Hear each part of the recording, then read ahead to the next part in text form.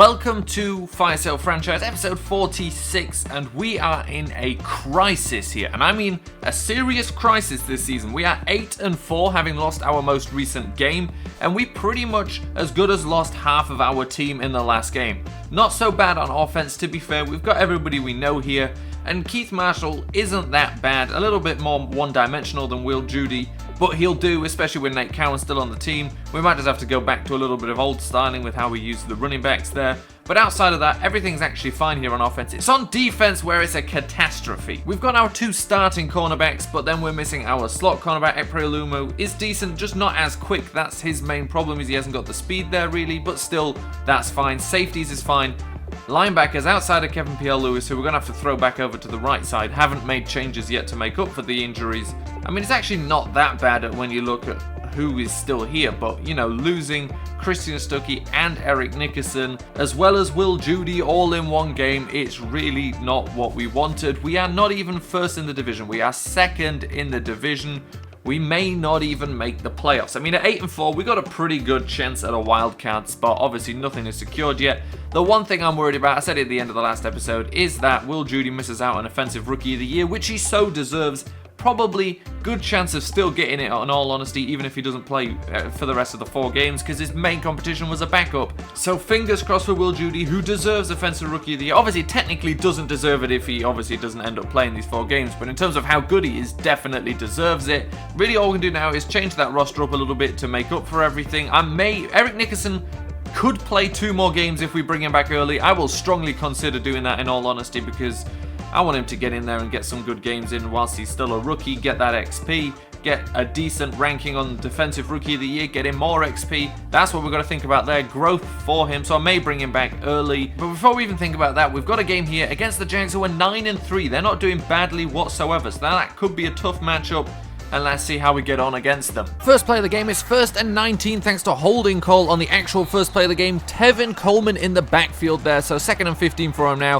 Throws one out. That could have maybe been an interception there, but Perry couldn't get there in time, but makes the tackle, so we'll take it. 3rd and 10 now. Bortles looking deep for Robinson against Darby. Darby manages to break that pass up, and we get the ball here. 1st and 10, a quick pass out to Keith Marshall, who doesn't catch the ball. Missing Will Judy a little bit after that one. 3rd and 10 now, and a completion to the man to go to on 3rd down. A 3rd down conversion machine. Chance Sugars, 3rd and 12, looking for another one. And that's just a timing error there with Malcolm Mitchell. So the Jags get the ball back. 2nd and 8 here. Quick completion out. First tackler misses him. Darby cleans up the play. 3rd and inches for him. A completion over the middle. A broken tackle. And they get the 1st down. So 1st and 10 now. Bortles looking to pass. Throws one deep. It was 1-on-1 against Darby. Robinson just clean beat him. No idea why there wasn't a safety over the top there at all. 57-yard touchdown for Robinson, and the Jags are up 7-0. 2nd and 8 here, looking for the 1st down. Tajay Sharp gets it and gets tackled a little bit roughly. 2nd and 4 now. Keith Marshall with the run. Just short of the 1st down, but we can pick that up. 1st and 10 now. Throw out again. Another miss. That was Brandon Coleman. Hard guy to miss, but Sitton manages to do it there. A completion on 2nd and 10 to Chance Sugars, who breaks the first tackle and boulders through some more players. 1st and 10 again on the 22. Brandon Coleman coming back for it and weaves through some traffic just short of the 1st down. 3rd and 7 now after a penalty. Sitton tries to force one into Coleman, and it was just a bad decision. It's picked off, and the defensive back now screaming towards the end zone. Sitton, the only man that might be able to catch him, and he just about gets there. Shoelace tackle. Gets him down at the 14. 2nd and 10 now for the Jags offense. First man in. Perry doesn't make the sack, but Kyler Fackrell comes in over him, gets him down. We hold them to 3 points. 3rd and 1 now. Sitting looking to Tajay Sharp. Sharp decided to come back for it behind the 1st down marker, so we have to punt it away. Jags back with the ball, running it. Not working so well for them right now, though. 3rd and 12 now. Play action. Edwards is having none of it, gets Bortles down for the sack, and we get the ball back, and Keith Marshall now just went straight through the line of scrimmage, clean, untouched, and he's about to go all the way for a 50-yard touchdown. Keith Marshall is back, and he's back how we know him best. Absolute insane speed on that play. 3rd and inches for the Jags. They complete it, a broken tackle, they get the 1st down. 3rd and 10 now. Bortles back to pass under some pressure. Kevin P.L. in for the sack, but it's a face mask penalty, so they get the 1st down. Another 1st down from 1st and 10 here on the 46-yard line. Bortles back to pass, and that was a beautiful pass breakup by Darren Stanley on the play. 2nd and 10 now. Bortles looking to pass again. Wide open over the middle. 2 missed tackles.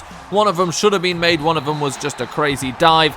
The Jags go in for another touchdown. They're up now 17-7. We've got to get something back here. Sitton rolls out of trouble but gets hit before he can get it off. It was a nice play to avoid the sack in the first place. 3rd and 4 now for Sitton, rolling around. Throws it out to Cowan, who was stood out of bounds already. Not great communication there. Tevin Coleman trying to get a first down here on 3rd and 3, and we just stop him short, so we get the ball back, 1st and 10. Good field position at the 35 after a decent punt return. Sugars, though, couldn't get past the first down marker, and we have to settle for a field goal anyway because of the clock. So it doesn't really matter. 3rd and 1, we kick the field goal. So we go into the second half now, 17-10, and a quick completion there to Brennan Coleman, who gets about 8 yards. It was a nice play. 3rd and 3, play action, quick completion to Chance Sugars, who can't go through that defender. Usually he gets through contact a little bit easier, but it's still a first down, and we'll take it. 1st and 10, finally, we find Brandon Coleman down the sideline, and he goes in untouched, beat his man. You do not press Brandon Coleman. He will beat you. He will go in for the touchdown. And it is now 17-7, all tied. Fackrell fell off that tackle, but the defensive tackles were in to help him out. 3rd and 4. They go over the middle. Another missed tackle. Nickerson can't catch up with him. Apparently that's the world's fastest player.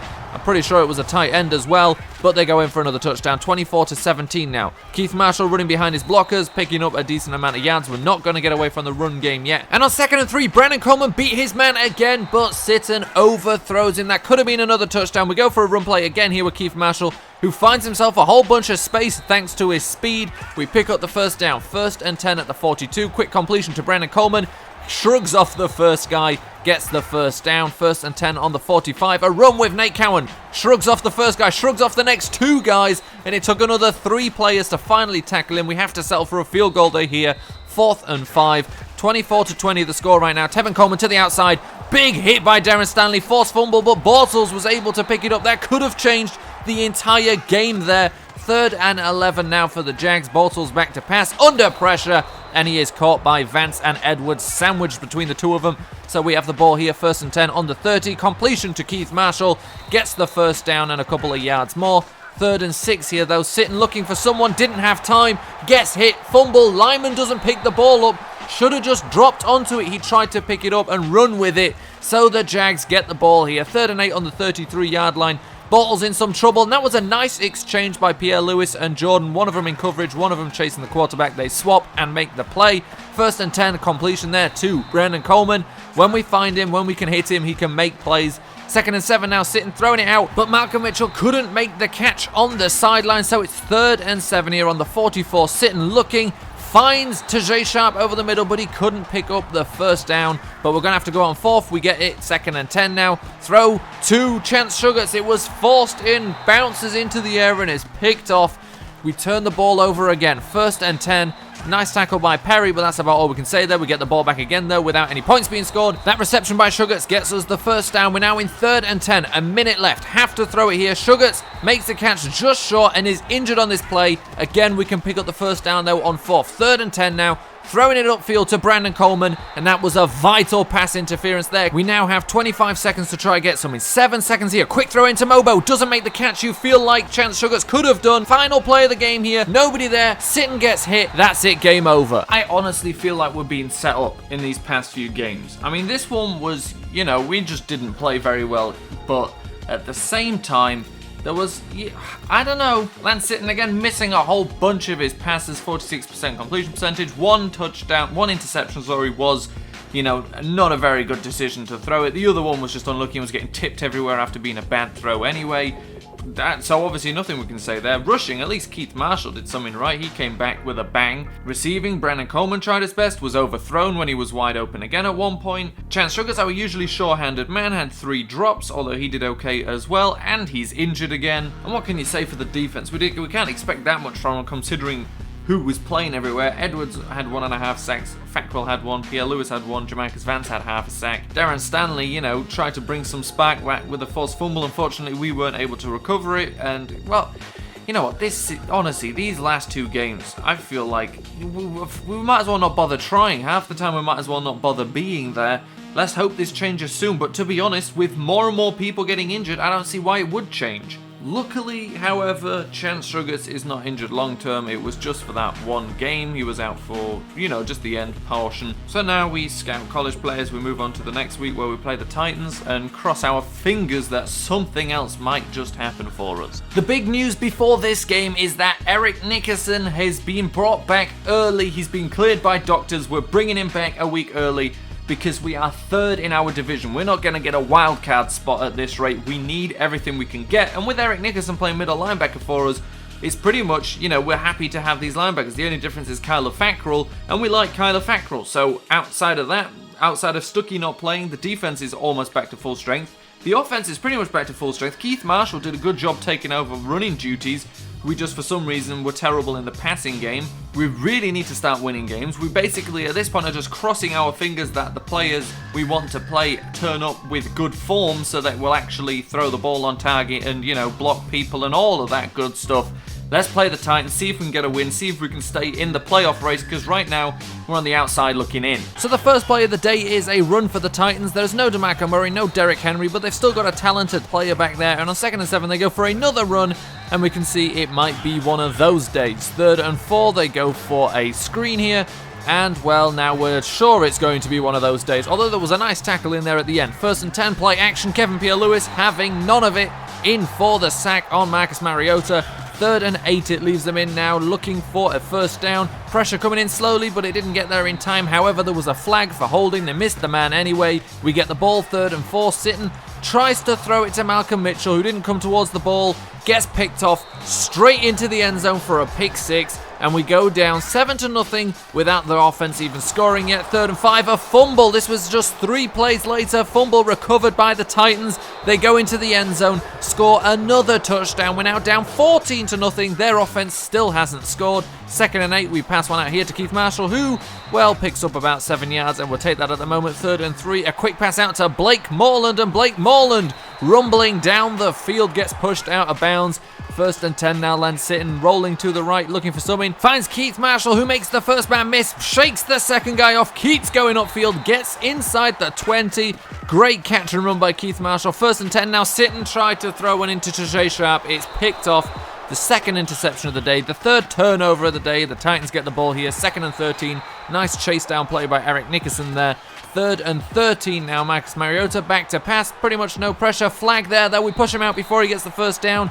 But all in all, what it means is we get the ball back here at the 44-yard line. Throw one up to Brandon Coleman, and it's another interception. We are yet to have a drive without a turnover, although that was a nice play there on 2nd and 2 by David Onyemata. 3rd and 3, play action. Marcus Mariota running out of time. Dion Jordan gets there, tries to strip the ball out. Jamarcus Vance gets the sack in the end, and now we have Logan Tammy on the field. We have taken Sitton off. Tammy is on. We've got a run play here with Marshall. The thinking behind this is if Tammy can start throwing some accurate passes, we would be right to put him in. If not, we can put Sitton back in and maybe give him the idea that he's not untouchable. Keith Marshall running well now, gets to the outside. Couldn't make the man miss there, gets hit. 3rd and 10 now. Tammy back to pass, looking for somebody, throws one out. Brandon Coleman couldn't make the catch as he got hit. At least we got a field goal here now. Marcus Mariota back to pass. Kevin Pierre-Louis is in, gets another sack. That's his 2nd of the day. 3rd and 10 now for the Titans. Throws one, bobbled up. If that was us, that would have been picked off. The Titans get away with that one.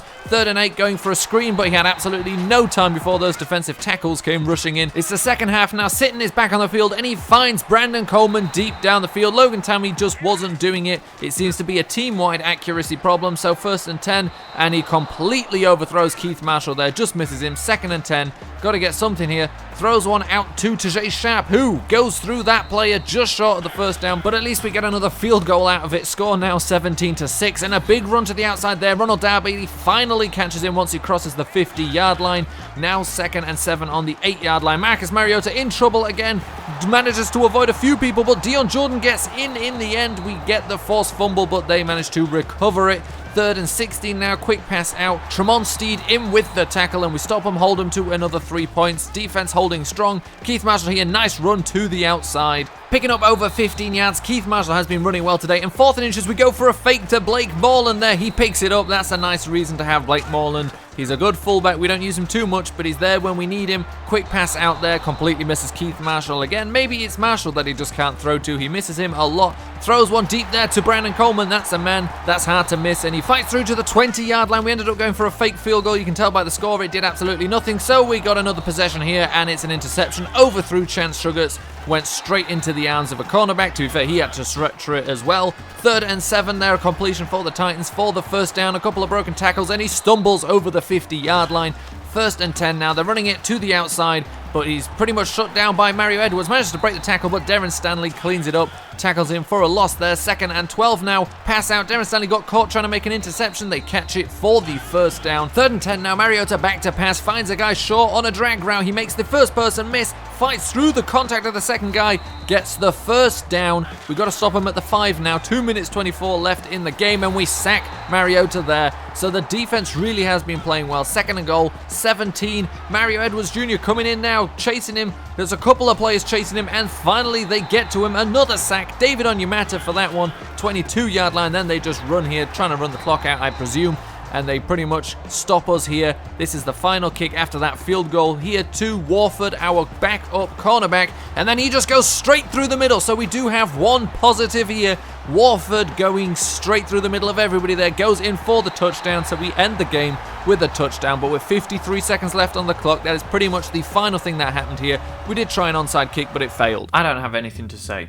I have absolutely nothing to say about this game. I mean, what can you say? What is there that could mean anything? Defensively, I mean, at least Kevin Pierre-Louis got 10 tackles and 2.5 sacks, so he might get Defensive Player of the Week again.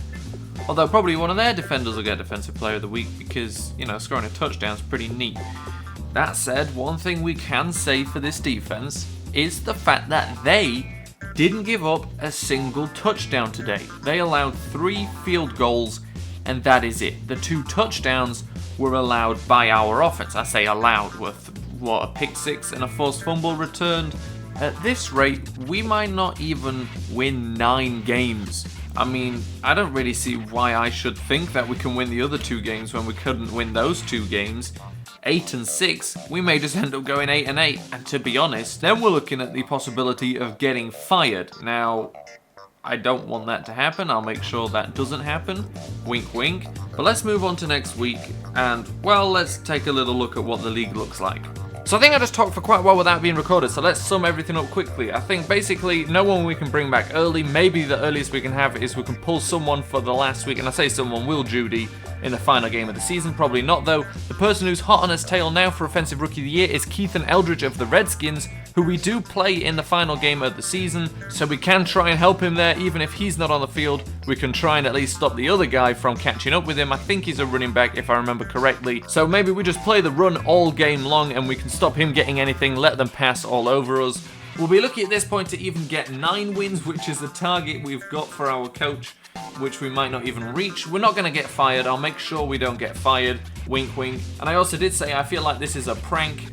I checked the sliders because I honestly felt like I was going to see a video made by somebody who knows me, you know, somehow managed to change my sliders. It's not the case. They're completely normal. We're just being set up by the deity of football right now, who seems to hate us for whatever reason. I don't know what we did wrong, but we did something because we've just been playing terribly, and terribly without reason. I mean, sure, we expected a drop-off because of injuries and stuff, but the offense is literally healthy outside of Will Judy, and Sitton can't hit anybody for trying time and time again. We drop him, give Tammy a go. I thought, you know, to defend that point, I thought if Tammy goes in and starts, you know, throwing accurately, I'd be an idiot for not putting him in, and at the very least, it lights something under Lance Sitton. I think the fact that Tammy did rubbish just made Sitton even more complacent, and he just didn't do anything. Hopefully, we can either get out of this. I don't think we've got a chance at the playoffs, in all honesty. Even if we were to go 10 and 6, looking at the rest of the league, I think we're out of it at this point. I'll have a quick look, but, you know, that's for next week. We'll see what happens next week. We'll find out whether we do or do not make it into the playoffs after winning the Super Bowl last year. That's crazy. Well, actually, if you think about our actual NFL season last year, it's not crazy whatsoever that the Super Bowl winner or the team that went to the Super Bowl would miss out on even making the playoffs.